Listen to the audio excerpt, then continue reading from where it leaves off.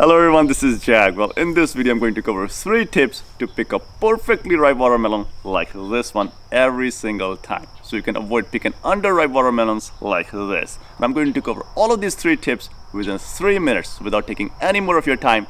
Let's get started. Tip number 1, check for the stem. If the stem is brown, that means the watermelon had the chance to ripen on the vine. So this is going to be a perfectly ripe watermelon. If the stem is green, that means it was picked prematurely, did not have the time to ripen on the vine. Tip number 2, look for a yellow spot on the watermelon. If the watermelon has a really large obvious yellow spot, it means it was sitting on the ground long enough to ripen. However, if the watermelon lacks this yellow spot, it means it was picked prematurely and it is not ripe. As you can see, this watermelon has a really obvious yellow spot. However, this one lacks the yellow spot. So I'll be cutting up both to test the theory. Tip number 3, tap on the watermelon. When you tap on the watermelon and the watermelon sounds hollow, that means that watermelon is ripe. If the watermelon has a sharp sound when you tap on it, that means the watermelon was picked maturely and is underripe, it's not ready.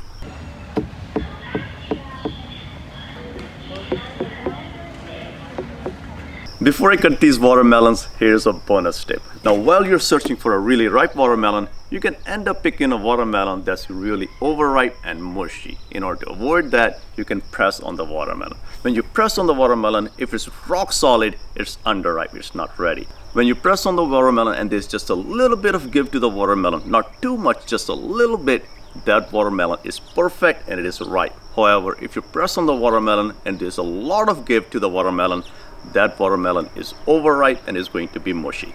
Another bonus mention is that you can find 2 watermelons that are the same size. The heavier one is going to be filled with water and is going to be ripe. Now let's cut up these watermelons and let's see how they look like and how they taste like. I'm going to first cut this watermelon that has no yellow spot. So I'm going to go right in the middle and there you go.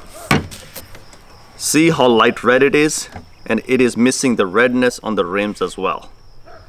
It's not perfectly ripe. Now I'm going to cut the watermelon with the obvious yellow spot. Well, look at how red this is. This is red all the way down to the edges. Compare this one with this watermelon. See how this lacks all the redness down to the edges, but this one is fully red and ripe. This one is underripe. This one is what you want. This one is ripe. Now let me do a taste test. Let me try this one first. It is sweet, but it's mildly sweet. Let me try this one. Oh, look at how flaky that is. This is like sugar. The theory is true. Well, I hope you enjoyed this video and I hope I fulfilled my promise to give you all the information to pick a perfect ripe watermelon every single time. And I'll see you in another video.